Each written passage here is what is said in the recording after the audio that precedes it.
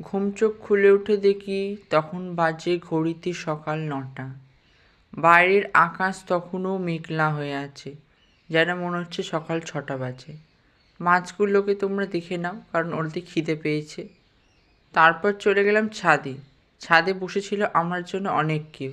এদেরকে খেতে দিয়ে এবার আমার খাবার ব্যবস্থাটা আমায় করতে হবে। তো টিফিনে ছিল ঘুগনি আর রুটি। তারপর চলে গেলাম সেলুনে।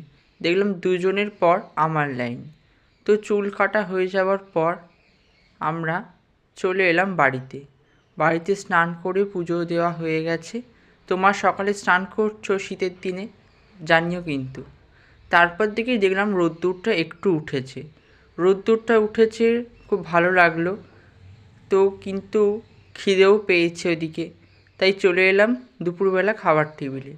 খাওয়া হয়ে যাওয়ার পর দুপুরবেলা চলে গেলাম কুকুরটার পেছনে একটু লাগতে। তারপর সন্ধ্যা হলো, সন্ধেবেলা সন্ধে দেওয়া হচ্ছে। ঠাকুর দর্শন করে নাও তোমরা সবাই। ঠাকুর তোমাদের সবাই ভালো করুক। ঠাকুর দর্শন হয়ে গেল।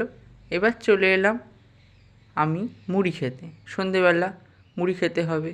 সন্ধেবেলার মুড়ি খাওয়া হয়ে যাওয়ার পর চলে এলাম পড়তে বসতে। সারাদিনে তো অনেক ফাঁকি মারা হলো, এবার একটু পড়াশোনাও করা যাক।